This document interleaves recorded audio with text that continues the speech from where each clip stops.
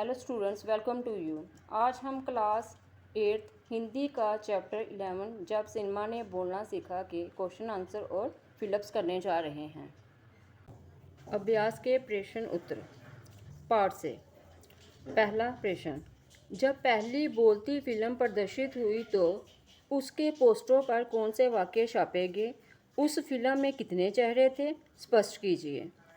उत्तर, जब पहली बोलती फिल्म प्रदर्शित हुई तो उसके पोस्टरों पर लिखा था, वे सभी संजीव हैं, सांस ले रहे हैं, 100% बोल रहे हैं।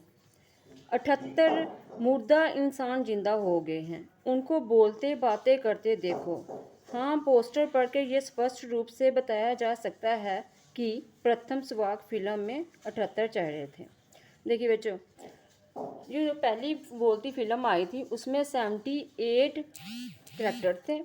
ठीक है, वो ऐसे लग रहा था कि सभी सजीव हैं, जैसे उनमें अब जान आ गई है। पहले जो फिल्में थी मूक हुआ करती थी, लेकिन अब जो फिल्में थी वो स्वाग बने, उनमें डायलॉग थे। ठीक है, तो इसमें इसका मतलब उन्होंने बोला है कि वो सभी संजीव है। ऐसा लग रहा है जैसे वो सांस ले रहे हैं और 100% वो बोल रहे हैं। और उसमें जो 78 चेहरे थे, 78 जो चेहरे थे वो इस फिल्म में करैक्टर के रूप में आए थे। नेक्स्ट क्वेश्चन सेकंड, पहला बोलता सिनेमा बनाने के लिए फिल्मकार अर्देशर एम ईरानी जी को प्रेरणा कहाँ से मिली? उन्होंने आलम आरा फिल्म के लिए आधार कहाँ से लिया? विचार व्यक्त कीजिए। पहले आप प्रश्न को समझ लीजिए। उन्होंने बोला कि पहला बोलता सिनेमा बनाने के लिए फिल्मकार यानी निर्माता निर्देशक जो थे अर्देशर एम ईरानी जी को प्रेरणा कहाँ से मिली थी? उन्होंने आलम आरा फिल्म के लिए आधार कहाँ से लिया था? ये उनको प्रेरणा कहाँ से मिली थी? अपने विचार व्यक्त कीजिए। ठीक है, उत्तर, पहला बोलता सिनेमा बनाने के लिए फिल्मकार अर्देशर एम ईरानी जी को प्रेरणा सन 1929 में हॉलीवुड की एक बोलती फिल्म शोबोर्ड से मिली थी। उनको कहाँ से प्रेरणा मिली थी?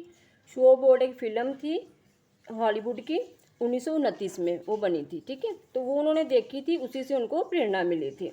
इस फिल्म को देखने से उनके मन में बोलती फिल्म बनाने की इच्छा जागृत हुई। अर्देशर ने फारसी रंगमंच के लोकप्रिय नाटक को आधार बनाकर अपनी फिल्म आलम आरा की पटकथा का निर्माण किया था। उन्होंने एक फारसी सीरियल देखा था, तो उन्होंने उसी को आधार बना के उसी की जो स्क्रिप्ट थी, पटकथा थी, उसी को आधार बनाया था और उसी को लेके उन्होंने ये जो है फिल्म बनाई थी। ठीक है, ये फिल्म अरेबियन नाइट जैसी फंटेसी थी, यानी कि ये उनकी कल्पना जो थी, इसके पटकथा जो थी इनकी कल्पना थी, ना कि कोई सच्ची घटना पे आधारित थी ये फिल्म। ठीक है, नेक्स्ट क्वेश्चन है हमारा, बिट्ठल का चयन आलम आरा के नायक के रूप में हुआ, लेकिन उन्हें हटाया क्यों गया? कहते हैं कि जो बिट्ठल जी थे उनको पहले आलम आरा फिल्म में लिया गया था। ठीक है, उनको एक हीरो के रूप में लिया गया था, लेकिन उनको बाद में हटाया क्यों गया था? बिट्ठल ने पुनः नायक होने के लिए फिर उन्होंने क्या किया था? पुनः मतलब कि फिर से नायक बनने के लिए क्या किया था? विचार प्रकट कीजिए। ठीक है, और इसका उत्तर है, बिट्ठल को आलम आरा फिल्म में नायक की भूमिका से इसलिए हटाया गया था क्योंकि उन्हें उर्दू बोलने में कठिनाई आती थी। उनको उर्दू नहीं आती थी और जब उनको कोई भी डायलॉग बोलना होता था वो बोल नहीं पाते थे सही ढंग से, इसलिए उनको हटाया गया था इस फिल्म से। वह संवादों को ठीक से बोल नहीं पाते थे, इसलिए उन्हें नायक की भूमिका से हटा दिया गया था। लेकिन उन्होंने इसे अपना अपमान समझा और न्यायालय में जानी कोर्ट में मुकदमा दायर कर दिया था। इनका मुकदमा उस समय के जाने माने वकील मोहम्मद अली जिन्ना ने लड़ा। इस मुकदमे में बिट्ठल की जीत हुई और वे पुनः आलम आरा फिल्म के नायक बन गए। यानी कि उनका जो मुकदमा था, उस समय के बड़े ही जाने माने वकील थे, कौन? मोहम्मद अली जिन्ना जी। उन्होंने जो वो मुकदमा जब लड़ा था तो उसमें जीत हुई थी उनकी, तो फिर ये जो थे बिट्ठल जी, उनको फिर इस फिल्म में एज ए हीरो लिया गया था। ठीक है, आगे नेक्स्ट क्वेश्चन है 4, पहली स्वाग फिल्म के निर्माता निर्देशक एम ईरानी को जब सम्मानित किया गया तब सम्मानकर्ताओं ने उनके लिए क्या कहा था? अर्देशर ने क्या कहा? फिर अर्देशर जी ने आगे से क्या कहा था? कहते हैं कि जब उनको सम्मानकर्ताओं ने उनको सम्मान तो दिया, लेकिन अर्देशर जी ने आगे से क्या कहा था? ध्यान रखिएगा। और इस प्रसंग में लेखक ने क्या टिप्पणी की है? और फिर जो लेखक हैं कौन? प्रदीप तिवारी जी। फिर उन्होंने इसके बारे में क्या लिखा था? ठीक है, उत्तर। प्रथम सुहाग फिल्म के निर्माता निर्देशक अर्देशर जी को जब सम्मानित किया गया तो उनके सम्मान में सम्मानकर्ताओं ने उन्हें भारतीय सुहाग फिल्मों का पिता कहा था। अपने लिए ऐसे शब्द सुनकर अर्देशर जी बोले, मुझे इतना बड़ा खिताब देने की ज़रूरत नहीं है, मैंने तो देश के लिए अपने हिस्से का ज़रूरी योगदान दिया है। इसमें लेखक ने कहा, फिर लेखक ने क्या कहा, देखिए, अर्देशर सुहाग फिल्मों के नए युग को शुरू करने वाले विनम्र सुहाग के निर्माता निर्देशक थे। नए युग का क्या मतलब है कि जब पहले मूक फिल्में बनती थी और सुहाग फिल्में बनाना अर्देशर एम ईरानी जी ने ही शुरू किया था, इसलिए इनको नए युग का निर्माता कहा जाता है। वह भारतीय संस्कृति और गौरव का सम्मान करते थे। वे देश सेवा को सबसे बड़ी सेवा मानते थे, इसलिए मिलने वाले पुरस्कार को वह देश के लिए आवश्यक योगदान मानते थे। उन्होंने कहा था, मैंने अपने हिस्से का सिर्फ एक योगदान दिया है इस देश को, ना कि मैंने अपने लिए ये कुछ किया है। इसके बाद है पाठ से आगे वाले प्रश्न होते हैं, ठीक है।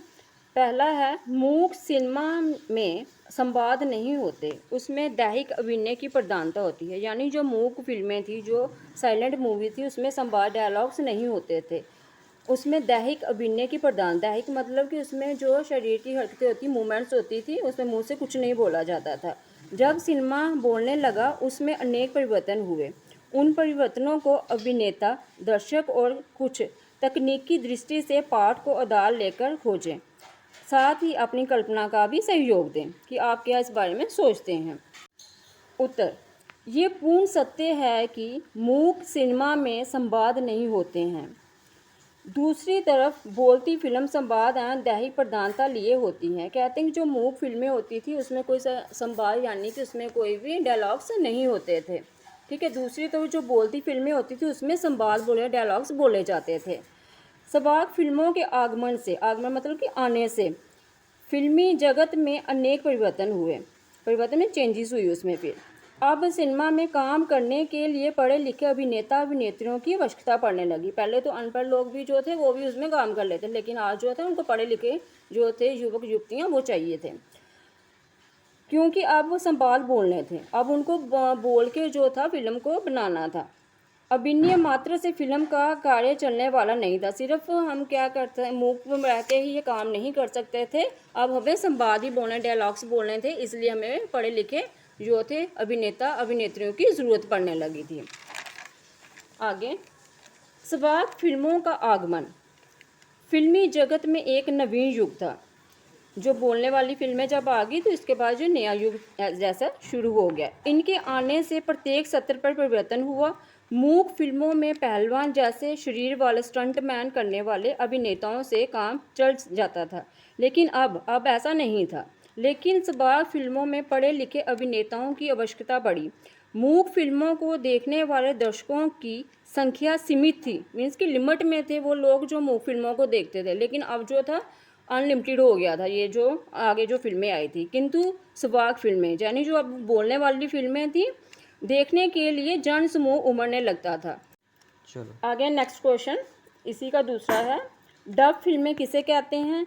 कभी कभी डब फिल्मों में अभिनेता के मुंह खोलने और आवाज़ में अंतर आ जाता है, इसका क्या कारण होता है? अब आप पहले देखिए कि डब फिल्में होती क्या हैं। डब फिल्में होती हैं जो एक भाषा से दूसरी भाषा में ट्रांसलेट की जाती हैं, जैसे इंग्लिश से हिंदी में की जाती हैं, ठीक है। मैं आपको नीचे उत्तर दे रही हूँ, आप इसको समझिए पहले।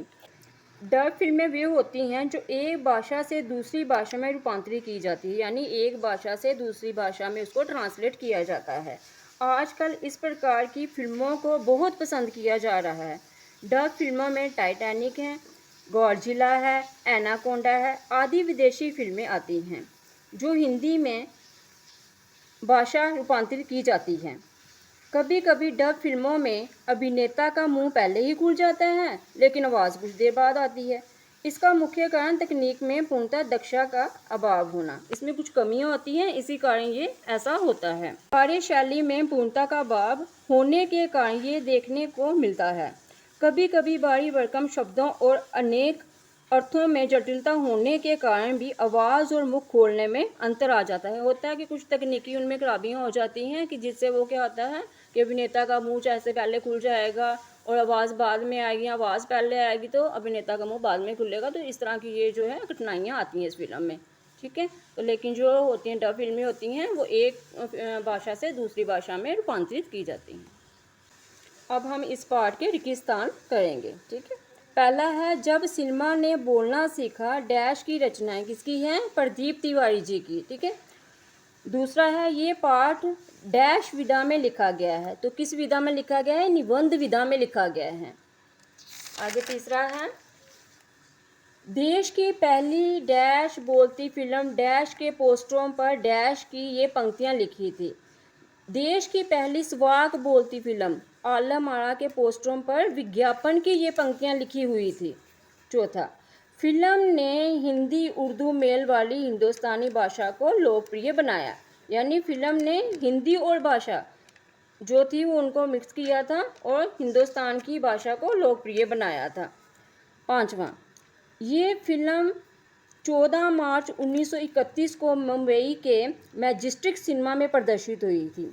याद रखिएगा, 14 मार्च 1931 में मैजेस्टिक सिनेमा में ये प्रदर्शित हुई थी। छठवां, इसमें एक किरदार महात्मा जैसा था। सातवां, सिनेमा ज़्यादा देसी हुआ करते, उस समय जो फिल्में हुआ करती थी वो ज़्यादा देसी हुआ करती थी। आठवां, इस फिल्म की नायक जो थे वो विठल जी थे और जो नायिका थी वो जुबेदा जी थी। और जो 10वां है, इस फिल्म के निर्माता निर्देशक जो थे वो थे अर्देशर एम ईरानी जी, ठीक है। ओके बच्चे, यहाँ पर आपका चैप्टर 11वां कंप्लीट होता है। यदि आपको इसके नोट्स चाहिए तो आप हमारे टेलीग्राम चैनल को ज्वाइन कर सकते हैं।